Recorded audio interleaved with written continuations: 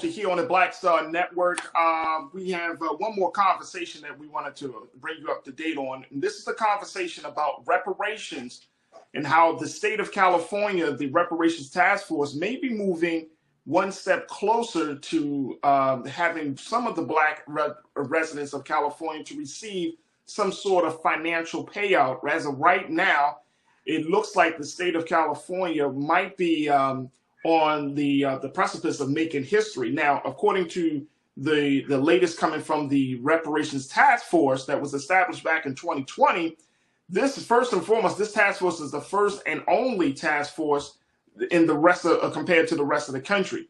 But more importantly, this task force is looking forward to having the conversation about how much should Black residents of California should receive. Well, take a look at this. This is coming from KTLA here in Los Angeles. The California Reparations Task Force, they've released estimates as well as breakdowns of the methodology used to determine the amounts, and this was done on Monday ahead of a critical vote that will take place later this week. Now, according to what the task force has put out there as being how they want to move forward on this whole situation, and I want to share this with you. Keen, if we can post this, thank you. The California Reparations Task Force, they are talking about, I'm looking at the second paragraph here, folks. It says the possible payments reflect the work of economists who advised the task force and who were asked to estimate the total financial losses suffered by Black Californians impacted by slavery and institutional racism. As outlined by the San Francisco Chronicle, an eligible resident who lived in California their whole life and was 71 or older could, in theory, receive as much as $1.2 million. If approved, the task force would urge that the money begin to be dispersed in the form of, quote, down payments, according to CalMatters. A new state agency would need to establish to distribute funds and determine eligibility, according to CalMatters. That agency would also help Black Californians trace their lineage to confirm that they are eligible for the payments.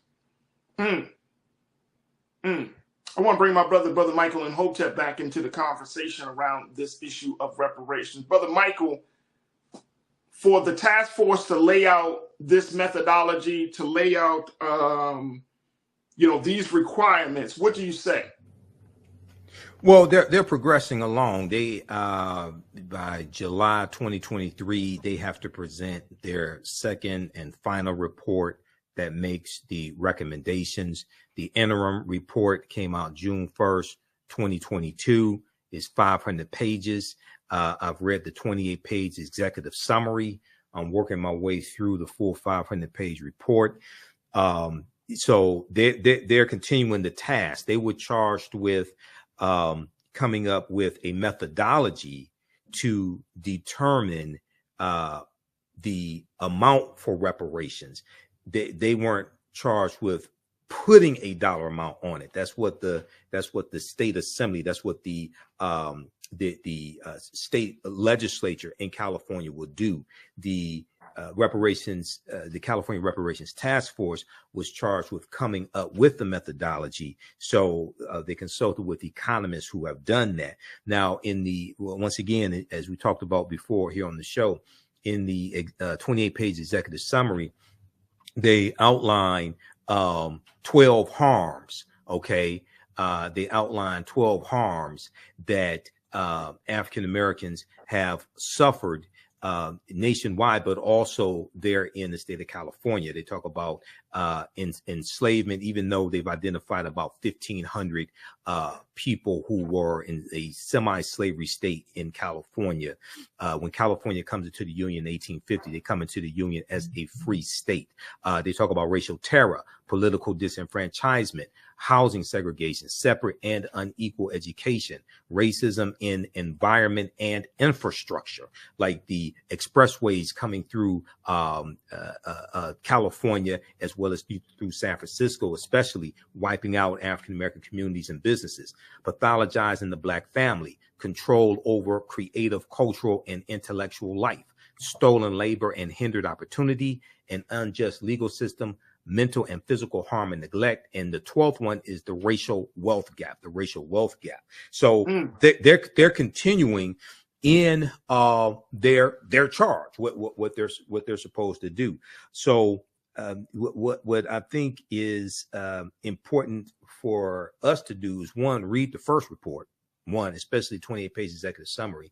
Two, one of the things that they talked about in the article from KTLA is the California Reparations Task Force is also recommending that a state agency like the Freedmen's Bureau be created to help African Americans. It would need to be established to distribute funds and to determine eligibility, but also help African Americans in California trace their lineage to confirm that they are eligible for the payments. So once again, based upon California state law, race-based policies are illegal. So this is why, in I think it was 2022, they voted to make any type of benefits that are distributed based upon lineage. You'd have to prove your lineage that you were descended from someone who was enslaved prior to 1900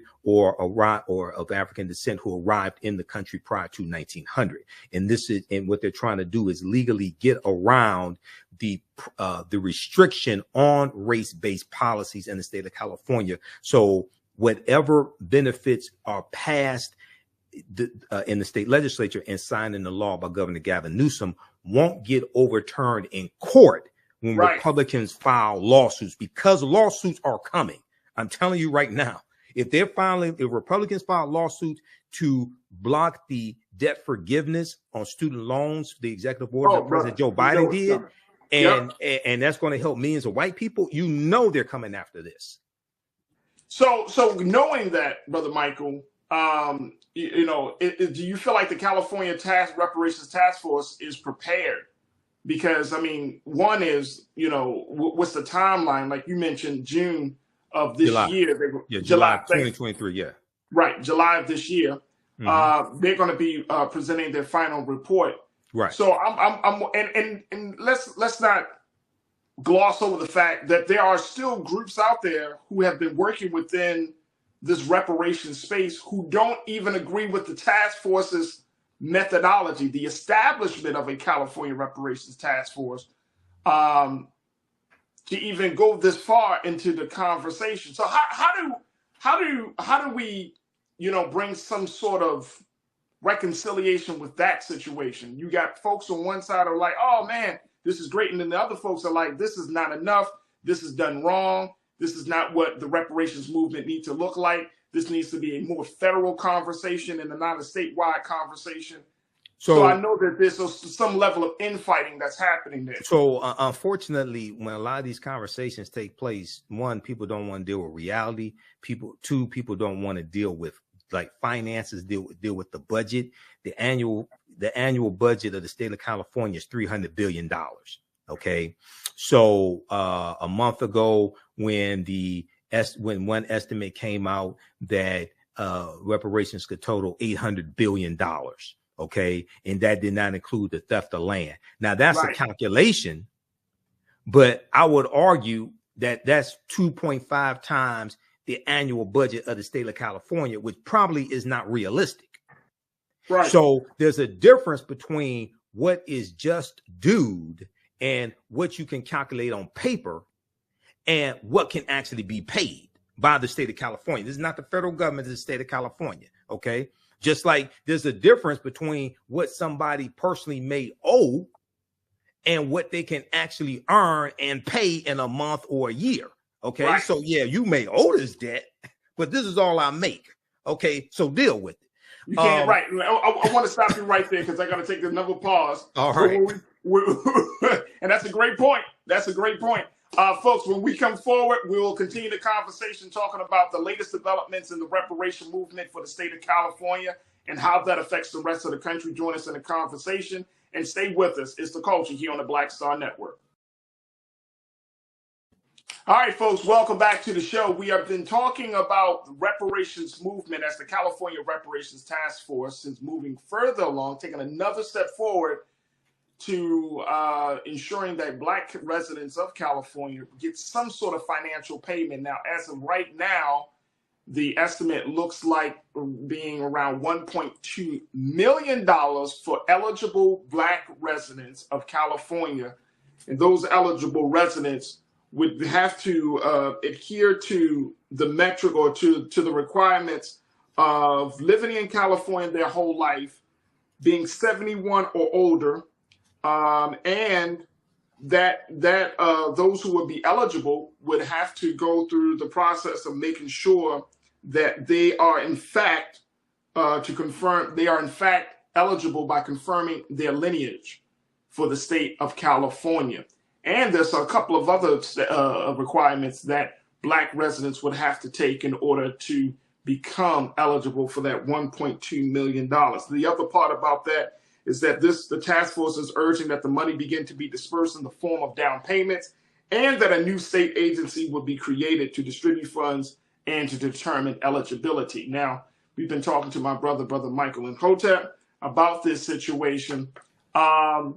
And Brother Michael, you were making the point that if the state of California brings in a certain amount of money, $300 billion for the state of California, we can expect to ask for more than that, 2.5 times more than that, as you say, for reparations.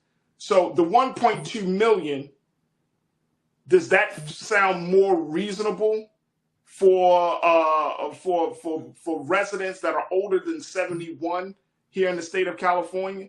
Well, number one, I'm not sure how many people are going to qualify for that. We'll have to see how many people qualify for that. Two, are the 1.2 million, is it going to be in installments or is it going to be in a lump sum? I'm not sure. I mean, they said down payments. So it could be in installments. Right. That is only one part of the compensation. That's only one part of the restitution, the cash payments. So a lot of this more will come out when their final report comes out. I know when we looked at San Francisco, for instance, in San Francisco, so like statewide in California, African Americans are like 6% of the population, right around that. Same as San Francisco. Okay, so we'll have to get more details on this. But I wanted to address what you were saying, where you have some groups that say we need to deal with federal legislation as opposed to state. We need to do both. Wherever we are in power, we need to push to repair the damage that government did. This is designed chiefly to repair the damage that the state of California government did, not necessarily the federal government. Okay, we need to deal with the federal government, but the largest effort to deal with the federal government so far has been to get a study done, HR 40. Okay, no disrespect to the Honorable John Conyers from Detroit, where I live, who represented Detroit, and no disrespect to Sheila Jackson Lee of Texas. But if you can't get a study done after 50 years, you can't get that legislation passed in the House and it's dead on arrival in the Senate. How do you get a bill passed to pay reparations, to distribute reparations? So my argument is, take the 500-page study that the California Reparations Task Force has done, take the policy recommendations that they're making or modifications of the policy recommendations, and make that at the federal level and pass and push to get those bills, those laws put into effect. And also, as we talked about before, take the title reparations off of it.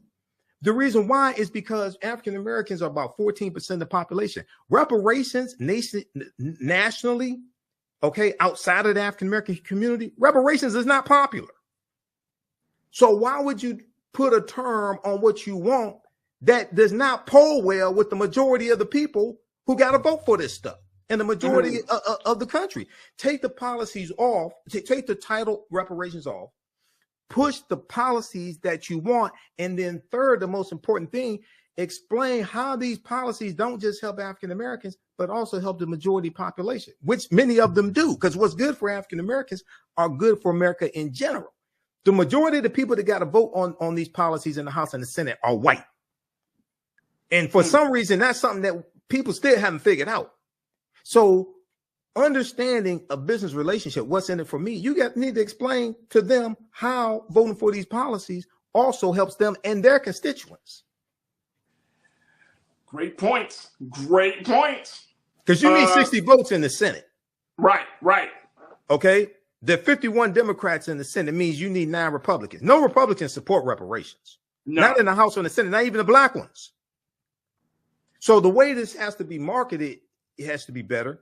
Number one. Number two, and people mean well. I understand this. People mean well, sacrifice their lives, things like this. But the way this has to be marketed has to be better. Number one. Number two, our purpose for voting has to be better explained. Stop telling African Americans to vote for exercise. If you want to exercise, you go to the gym and work out. You vote for power. You vote for power acquisition to be able to put people in place to get policies passed that are beneficial to you, your family, and your people. What's good for African Americans is good for America. Politics is the legal distribution that scarce wealth, power, and resources, and the writing of laws, statutes, ordinances, amendments, and treaties, their adoption, interpretation, and enforcement. Okay. Once you change what the purpose is, the end result, then you understand that you have to lay out a strategy that puts you on the road to accomplish the end result. But if you're told that you vote for exercise, you vote because of Dr. King and Fannie Lou Hamer, even though we need to study their history. No, you vote for the present and the future with the understanding of the past, and we stand on their shoulders. But you have to vote for, see, politics impacts every aspect of our lives, from the water we drink to the air we breathe to the food we eat. Everything deals with politics. So you have to vote for policies that are beneficial to us, as opposed to symbolism, talking about voting to exercise your right to vote. No. Absolutely. Absolutely. I'm looking at this piece, and I'm going to get to a couple of crew members before we close out today. But USA Today just put this piece out, Brother Michael, saying that the California Task Force is set to vote on plan for reparations this weekend. They are planning to host their next meeting this weekend, and it's supposed to be set this Saturday at Mills College in Oakland, California. Right. Yeah, they've been doing a lot of. Go ahead. Mills College in Oakland, California is where the next meeting for the Reparations Task Force for California will be held at. That will be this Saturday. And they are putting together, as Brother Michael has been talking about, they're putting together their final recommendations to be submitted by June 30th to the California State Legislature. Right. So we're talking about a very short period of time. This is already May, the beginning of May. This has been a 2-year process, basically a 2-year process. They're trying to bring it all together. Right. And you know, this is going to, if it goes through, and this is you know, you always talking about politics and history and understanding the legal system. Right. Gavin Newsom is a contender, or has been talked about, for running for president of the United States. Well, he's not going to run against Joe Biden. That's not happening. He ain't running against Joe Biden. He probably won't run against Joe Biden. But in the future, he might run. Be, right. Yeah. But the fact is that if he decides, if the legislature decides, I mean, this is going to be historic in a very big way. Right. Not only just in talking about getting reparations, the cash payout, but you're talking about setting up an infrastructure, a model that other states can start to use, where correct, you might have task force in Detroit and in Michigan and Maryland and other places. Right. Well, there's a reparations task force here in Detroit, but yeah, statewide, this will set the model. This will set a precedent. That's all it, yeah. And for the federal level as well. Yeah. And for the federal level. Absolutely. And for the federal level, right? But I was telling a sister I know that because in a lot of cases, because we were talking about this, that a lot of this does have to happen on a state level in order for the president or for Congress to really take it seriously on a federal level, because it's coming out of their budget. It's not coming out of the federal budget. It would have to come, the way the From state. conversation is shaping up, it looks like it's going to be coming out of these state budgets rather than the federal budget. Right, right. And not only that, it would set a precedence, it would set a model that then can be used at the federal level. So first of all, you know, shout out to Camila Moore, attorney Camila Moore, who's the chairwoman of the California Reparations Task Force. I think she's been doing a fantastic job. I've been following this for 2 years, as well as shout out to everybody who serves on the task force. Okay, this is a lot of work. And I think it's really important for us to have realistic expectations of what can come from this as well. Just because you don't get every single thing that you want does not mean what you get is insignificant also. But yeah, we have to push for this. But this is why voting is so important. Okay, you wouldn't get here if you didn't vote the right people into office in the state legislature. And if you did not vote Governor Gavin Newsom as governor, because he's the one who signed off on this legislation that created this task force. That was a bill that came from the California State Assembly. He was the governor who signed off on it. Now, Larry Elder, if Larry Elder had become governor of California, Larry Elder would not condone this. He would reject any recommendations that come from it. He would not have signed off on the bill that created the task force. Right. So we have to understand this, you know, and really it ain't about political parties, about whose policies are most beneficial for African Americans, whose policies are most realistic, whose policies would do the least amount of harm, who can create an environment for us to push our agenda the farthest to get the most accomplished, and who will protect gains that have already been made. That's what it's about. So Don't compare. So I'm neither Democrat nor Republican. I'm definitely not stupid. Don't compare Democrats to perfection. Don't compare them to the almighty. Compare them to the alternative. The alternative are Republicans. There it is. Brother Michael Imhotep, always a pleasure to have you. Brother, very quickly, let's talk about the work you're doing with the African History Network. Yeah, so I teach online history classes, among other things, online history classes Saturdays and Sundays. This Saturday and Sunday, we're offering free class sessions. Saturday, 2 p.m. Eastern Standard Time, Ancient Kemet, the Moors, and the Ma'afa, Understanding the Transatlantic Slave Trade. It's a 12-week online class that I teach. We deal with thousands of years of history, what leads up to the transatlantic slave trade taking place. All the sessions we do live, but they're archived and recorded. You can go back and watch them a year from now, 2 years from now. And then Sunday, 2 p.m. to 4 p.m. Eastern Standard Time, I teach another class, Black Resistance Movements, from the Haitian Revolution, U.S. Civil War, Civil Rights Movement, and Black Power Movement. We look at history chronologically from 1800 to 1968 to understand the laws and policies put in place that brought us to where we are today, to understand where we need to go from here. And you'll learn political self-defense and psychological self-defense as well, understanding our history and culture. So visit our website, theafricanhistorynetwork.com, theafricanhistorynetwork.com, and you can use both of these classes with your children as well. I would say the content is PG-13. That's awesome. There it is, Brother Michael Imhotep. You can see him here on The Culture, as well as Roland Martin Unfiltered, here on the Black Star Network, one of our great scholars and researchers here. Thank you, Brother Michael. It's always a pleasure. Hey, thanks, Farajii. A couple of weeks ago, I was on Farajii Muhammad's show, The Culture, and I was given an update on what's taking place with the, it was May 4th. I was given an update on what's taking place with the California Reparations Task Force, California Reparations Task Force. And we did not get a chance to talk about this on last Sunday's show because we ran out of time, like we ran out of time on this show today. But anyway, so there was a article. I talked about this in last Sunday's class, Black Resistance Movements from the Haitian Revolution, U.S. Civil War, Civil Rights Movement, and Black Power Movement, 1800 to 1968. The California Reparations Task Force has approved the recommendations for payments of up to $1.2 million for qualifying African Americans, Now, what's interesting is that this article here from Fox News, published May 7th, 2023, this type of headline is designed to infuriate their readership and the people who watch Fox News, and Fox News skews to older white men who are not college educated. Okay. kind of like the guy that shot Paul Yarl in the head, the 16-year-old who went to the wrong house. An 84-year-old white man sits up, watch Fox News all day, and consumes other conservative media. He was so scared, he shot him in the head, kind of like that. California Reparations Panel approves payments of up to $1.2 million to every Black resident. Now, there's a word that's missing from the headline, and Fox News knows this, because when you scroll down and you read the first sentence, it tells you they know that their headline is false.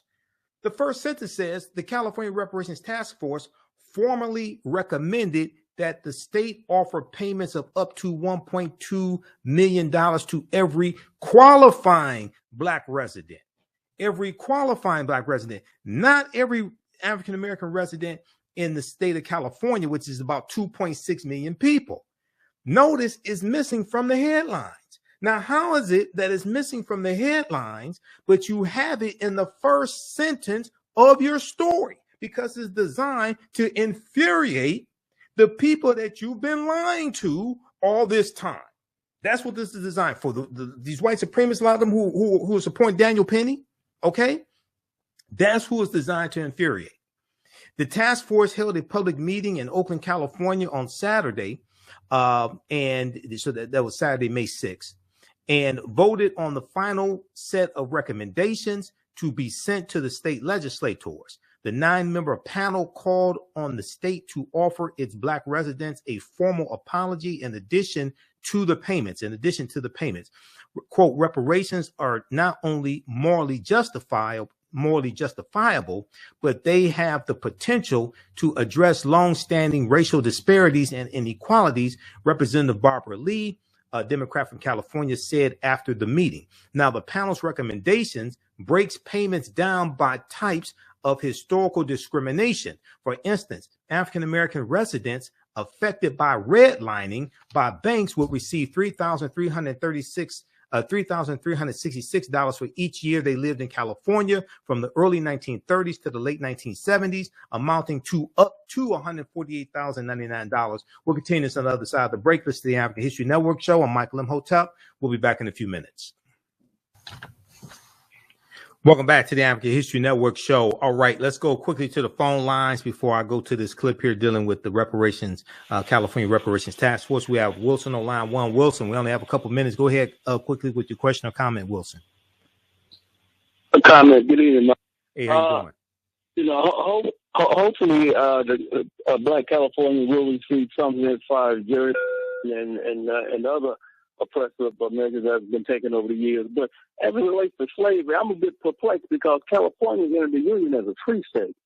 Right. And I don't see how, in terms of slavery, I don't see the case to be made unless you approach it from the fact when it was a territory. But then the main focus is not on slavery. That might have to come out. The main focus is not on slavery. The focus is on what happened after slavery ended up until the present. The main focus is not on slavery. Go to so the reparations are not about slavery? Very little about slavery. It's about the history that happened after slavery ended. Go keep listening. Keep listening, Wilson. Okay, let's go to clip number 4. I was on Farajii Muhammad show, The Culture, and we talked about the California Reparations Task Force. Let's go to clip number 4, please. Everyone needs to have school. Okay, let's get past this ad.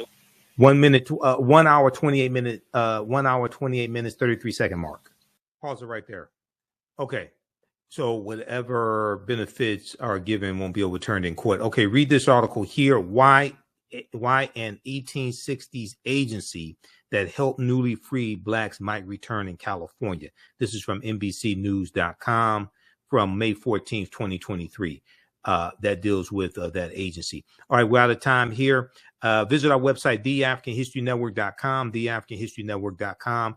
You support the African History Network, register for my online history classes. Right now, it's correct your own behaviors, not over till we win. Wakanda forever. We talk to you next week. Peace.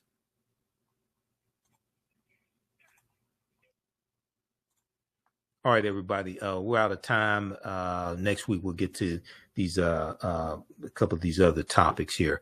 Be sure to support the African History Network. If you learn anything on tonight's show or today's show, be sure to support us. $ the AHN show through Cash App. $ the AHN show through Cash App.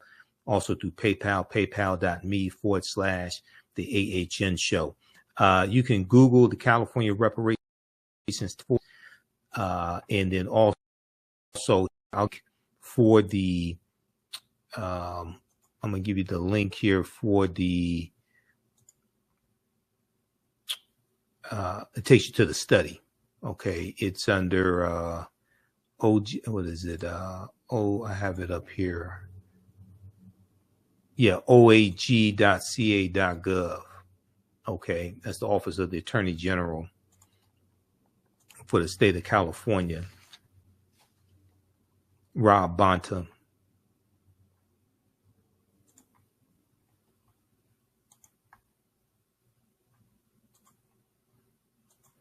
Okay, right here. Rob Bonta, Attorney General Reparations Report. That's Assembly Bill 3121, Task Force to study and develop reparation proposals for African Americans. Okay, so they have the link here for the full interim report, executive summary, key findings, preliminary recommendations. A final report will be issued before July 1st, 2023. So it's coming out in about the next month or so. So check this out. This is at, you can check out this website. This is OAG, Office of Attorney General, oag.ca, california.gov. Okay, oag.ca.gov. And you can just Google this as well.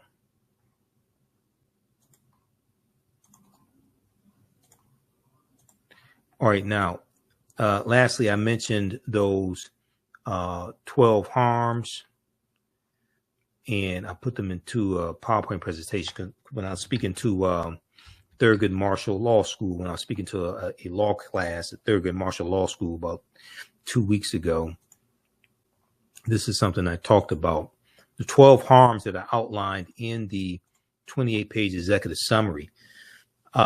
Enslavement, racial terror, political disenfranchisement, housing segregation, separate and unequal education, racism in environment and infrastructure. 7, pathologizing the Black family, control over creative, cultural, and intellectual life. Control over creative, cultural, and intellectual life. And let's see, the last one here, stolen labor and hindered opportunity, an unjust legal system, mental and physical harm and neglect. And number 12 is the racial wealth gap. So you have to repair that damage that was done. Okay. Lastly, I've been communicating with Camila Moore, who's the chairwoman of the California Reparations Task Force. We're Facebook friends, and I follow her on Instagram, and she actually posted a video of me on Farajii show about 2 months ago talking about reparations, because the California Justice Initiative, they CJE, I forgot the exact name of them, this other organization, they posted that clip, and they deal with reparations as well. Okay, let me go. I want to play this clip here. This is Camila Moore at the Revolt 2022 Summit, Diddy Summit, Revolt 2022. She's talking about the 5 forms of reparations under international law. Now, she's an attorney, okay? So that's why a lot of what she's talking about dealing with reparations is like the real deal. Is not a bunch of pie in the sky, simple Simon ass nonsense. She's actually an attorney, okay? That's why, and I've been following her. She has a lot of good information. She breaks down the 5 forms of reparations. Cash payments are not the only form. And as I've said before, we need comprehensive reparations. Cash payments alone is not going to do it. Let's go to this clip. Task Force Chairperson Camilla Moore at 2020 to Revolt Summit. What reparations is. So under international law, reparations comes in 5 forms. So compensation or cash must be included because that's one of the forms of reparations under international law. But there's also restitution, and that accounts for stolen land, stolen labor, stolen property, real or intellectual. So that's relevant in the entertainment space in terms of the cultural contributions of African Americans, right? The other form of reparations under international law is rehabilitation. So that can look like free medical care from birth to death, free education, free legal and trauma services.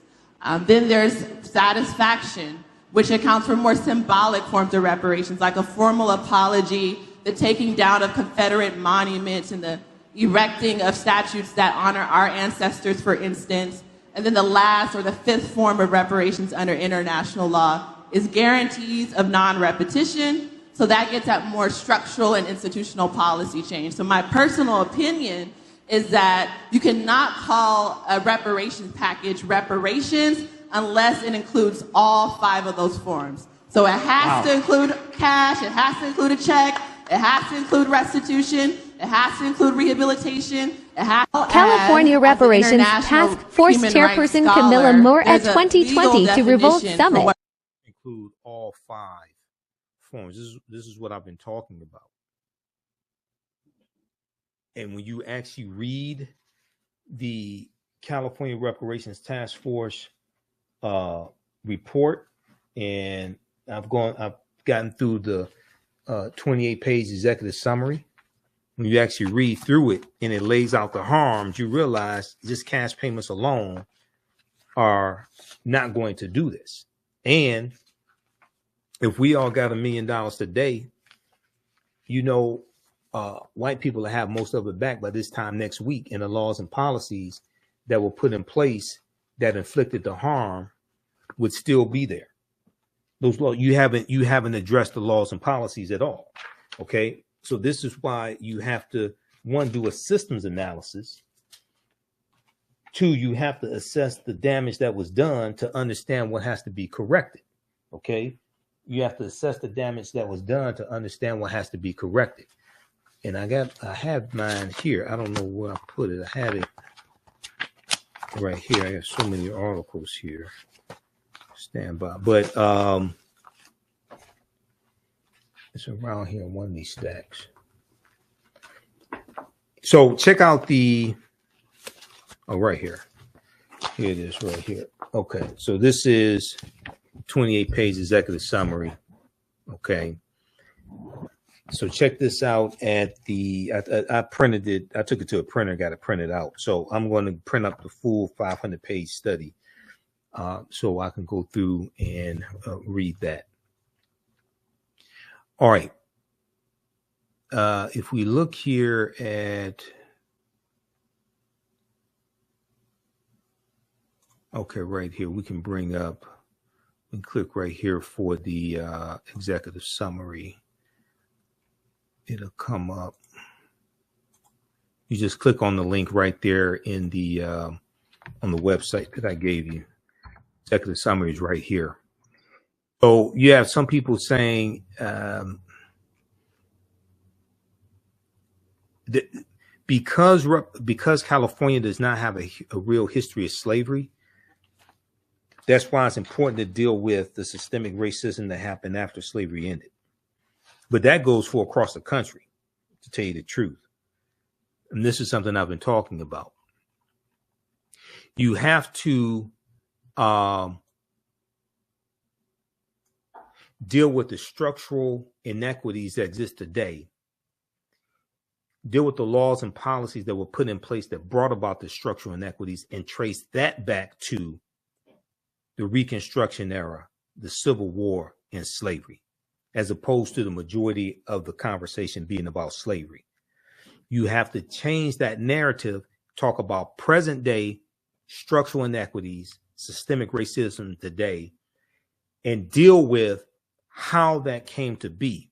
Deal with the laws and policies that were put in place, that continue to inflict the harm today and trace that back to slavery, as opposed to the majority of the conversation being about slavery. That's a losing argument. Page 7 here in the executive summary says some scholars estimate that up to 1,500 enslaved African Americans lived in California in 1852. Enslaved people trafficked to California often worked under dangerous conditions, lived in unclean environments, and faced brutal violence. Okay. In 1852, California passed and enforced a fugitive slave law that was harsher than the federal fugitive slave law, the fugitive slave law of 1850, the federal one of 1850, which was part of the compromise of 1850. Harsher than the federal fugitive slave law, and this made California a more pro-slavery state than most other free states. Now, California also tried to ban all free African Americans as well. It didn't work, but they tried under their first governor, Peter Burnett. California also outlawed non-white people from testifying in any court case involving white people. California did not ratify the 14th Amendment until 1959, which protected the equal rights of all citizens, and the 15th Amendment, which prohibited states from denying a person's right to vote on the basis of race, until 1962. Okay, so they did not ratify the 15th Amendment until 1962. This is California. Read this article here, and not to get out of here. This deals with California tried to ban, once tried to ban all free African Americans. This is from history.gov. So this is the type of history I teach in my online history classes. Those that don't know, this is the type of history we get into on Saturdays and Sundays, especially Sundays, because we deal with history from 1800 to 1968. California once tried to ban black people. The new state's leaders banned slavery, but tried to kick free black people out. This is from originally February 9th, 2018, updated May 8th, 2013, written by Aaron Blakemore for history.com, the official website of the History Channel. When Peter Burnett took to the podium in Sacramento in 1849, he faced a group of men like him, pioneers determined to take California from an upstart territory to a full-fledged state. He had been elected California's first governor just the day before, and as he addressed his fellow legislators, he brought up one of the most explosive issues of his time: the place of black people in the future state of California, the place of black people in the future state. California had decided to ban slavery after a heated debate, but Peter Burnett's vision did not include black residents at all. Quote, "It could be no favor and no kindness to permit free blacks to settle in the state," end quote, he said. He went on to say, quote, "While it would be a most serious injury to us, had they been born here and had acquired rights in consequence, I should not recommend any measures to expel them. The object is to keep them out. The object is to keep them out," end quote. Now, Peter Burnett, who was the first governor of California when it became U.S. territory, because the governor before him was Pio Pico, who was of Latino, African American, African, and Native American ancestry, Pio Pico. Peter Burnett was not alone in his vision of a California that banned black people. Throughout the 1840s and 1850s, California citizens and legislators fought to ensure that free African Americans would be prohibited from immigrating to or living in California. And their efforts eventually And though their efforts eventually failed, they reflected the fear and racism faced by African Americans in the American West. All right, so read the rest of this article. I don't have time to get into the rest of it. We're out of time here. California once tried to ban Black people. This is from history.com, official website of the History Channel. We have to get out of here. Be sure to register for the online history classes that I teach on Saturdays and Sundays. If you miss the class we did on Saturday, is archived. We didn't do one today. We're going to do it either Monday or Tuesday. Black resistance movements from the Haitian Revolution, U.S. Civil War, Civil Rights Movement, and Black Power Movement, because we ran into technical difficulties today. But we had a great class on Saturday. Okay, so we'll post a link here. Visit our website, theafricanhistorynetwork.com, theafricanhistorynetwork.com. You can register for the classes there. We do the sessions live. All the sessions are archived and recorded. You can go back and watch it anytime. A year from now, 2 years from now, you can go back and watch the entire class, and because it will be archived, so you can go back and watch the entire class. And our next class will be on Saturday, May 20th, 2 p.m. Eastern Standard Time. Okay, Saturday, May 20th, 2 p.m. Eastern Standard Time. Ancient Kemet, one of the original names for Egypt. Ancient Kemet, the Moors, and the Ma'afa. Understanding the transatlantic slave trade, what they didn't teach you in school. Visit our website, theafricanhistorynetwork.com, theafricanhistorynetwork.com. We have to get out of here. Right now, it's correct your own behavior. It's not over till we win. Wakanda forever. We'll talk to you next time. Oh, and contact me through the website if you want me to speak at your Juneteenth event, either in person or virtually. Contact me at theafricanhistorynetwork.com or email me at ahnshow at theafricanhistorynetwork.com. All right, we'll talk to you